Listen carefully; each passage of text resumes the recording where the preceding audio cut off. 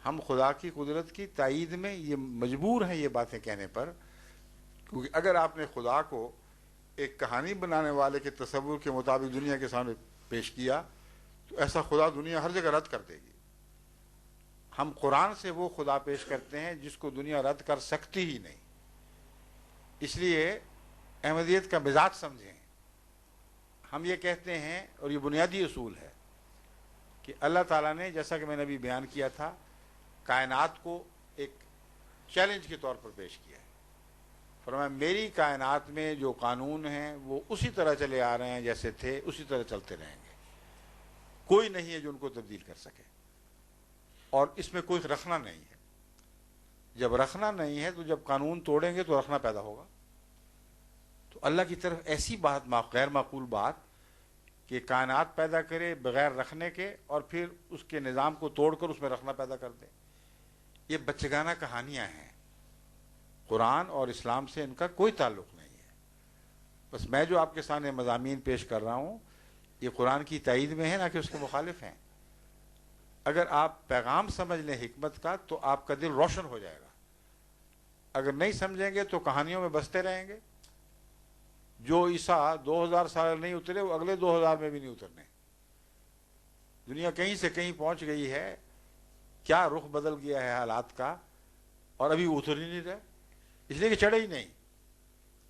عام نبی تھے، نبیوں کے طور پر فوت ہوئے ہیں، صلیب پر نہیں فوت ہوئے، خدا نے اعجازی طور پر صلیب سے بچا لیا۔ تو یہ ہمارا عقیدہ ہے۔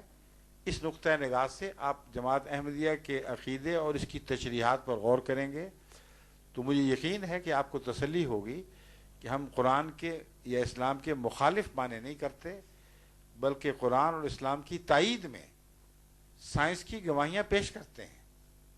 میں جو اب تک کر رہا ہوں یہی تو گواہی پیش کر رہا ہوں کہ وہ سائنسدان جو کہتے تھے یہ ممکن نہیں ہے، میں نے ان کی گواہی سے ثابت کر دیا کہ چاند پر میٹیورز کا گرنا ان کے نزدیک نہ صرف ممکن ہے بلکہ آئے دن ہوتا رہتا ہے، اور جب ہوتا ہے تو کچھ غبار ضرور اٹھتی ہے، وقتی طور پر چاند میں سپاٹس نظر آتے ہیں۔ اگر زمین کی طرح اتنا بڑا میٹیور گرا ہو جس نے شمال سے جنوب تک سمندر کو 2 ٹکڑے کر دیا، تو چاند کے اوپر کیا گرد و غبار کا ایسا طوفان نہیں اٹھے گا کہ دیکھنے والا سمجھے کہ 2 حصوں میں ٹوٹ گیا ہے، اور پھر وہ بیٹھے گا یا بکھر جائے گا طوفان تو ایک چاند جڑا ہوا دوبارہ دکھائی دے گا۔ لیکن اس بات کا ثبوت کہ یہ مانوی کلام ہے، لفظی نہیں ہے، یہ اسی آیت میں موجود ہے۔ یہ آخری بات میں آپ کو سمجھانی چاہتا ہوں۔ قرآن کریم فرماتا ہے اقترب الساعۃ وانشق القمر، ساعت قریب آ گئی، بالکل قریب آ گئی، اقترب، اور چاند پھٹ گیا۔ اب ساعت کا مطلب قیامت ہے کہ نہیں؟ ٹھیک ہے نا جی۔ مولوی جو لفظی ترجمے کے قائل اور اس پر اصرار کرتے ہیں، آپ ان سے پوچھئے تو صحیح کہ ساعت کا مطلب قیامت ہے کہ نہیں؟ کہیں گے ہاں۔ ان کو کہو تو پھر قرآن نعوذ باللہ جھوٹا ہے، کیونکہ قرآن تو کہتا ہے چاند کے پھٹنے کے ساتھ ہی قیامت آ جانی چاہیے تھی۔ کہاں آئی قیامت؟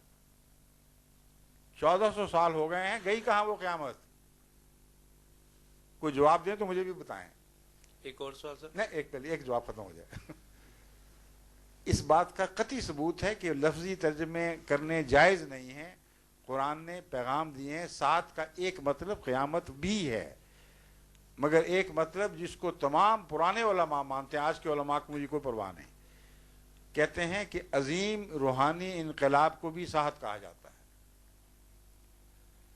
پس اقتربت الساعۃ سے مراد یہ تھی کہ چاند کا 2 ٹکڑے ہونا اس بات کی قطعی دلیل ہے کہ جو روحانی انقلاب تیرے ذریعے برپا ہونا تھا اس کا وقت آ پہنچا ہے۔